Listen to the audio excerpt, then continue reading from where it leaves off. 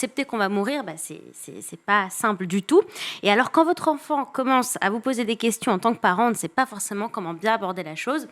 Que nous disent les psychologues? La seule chose qui peut faire du mal à un enfant, c'est de ne pas lui parler ou de lui mentir. Alors bien sûr, on le fait avec des mots appropriés, parce que quand on est petit, on ne comprend pas forcément le concept de pour toujours ou plus jamais. Donc la mort comme quelque chose de définitif, l'enfant ne l'intégrera pas forcément. Mais en tout cas, éviter de parler de la mort, c'est pas la solution. solution. Voilà. Et les spécialistes conseillent de toujours répondre à son enfant, voire même d'engager la conversation quand la mort apparaît dans un dessin animé ou dans l'actualité, par exemple. Et à l'école, on en parle? Alors, j'ai trouvé un article dans Pomme d'Api, aux éditions Bayard, par exemple, où une prof de CP explique que le sujet de la mort est arrivé un matin dans la classe et que les petits ont préféré ne pas aller en récré et parler de ça avec la maîtresse. Et en fait, c'est comme ça que vous avez eu l'idée.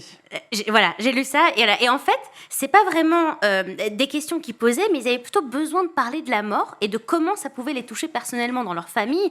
Et un petit dit à la prof, c'est triste de parler de ça, mais ça fait du bien parce qu'on n'ose pas en parler à nos parents. Donc on répond clairement aux questions des enfants parce qu'ils de toute façon ils sentent absolument tout. Oui, ils sentent absolument tout. Et alors, pour les plus grands, j'ai un jeu vidéo à vous proposer, un jeu signé Arte France. Ça s'appelle How to Say Goodbye, comment dire au revoir, adieu. Alors, un jeu sur le deuil, c'était risqué, mais le pari est réussi parce que les créateurs du jeu, Florian Weltman et Baptiste Portefait, se sont inspirés de livres pour enfants, comme Le Petit Prince, par exemple. Donc, c'est très poétique. On peut choisir de personnifier son personnage ou pas. C'est un jeu qui s'adapte aux joueurs. On prend vraiment le temps d'accepter le départ d'un proche et c'est vraiment super bien fait. Vous pouvez aller sur le site d'Arte pour le télécharger. Et donc, pendant la récré, on peut rester avec la maîtresse pour parler de la mort. On peut faire de la broderie parce que finalement, on est content.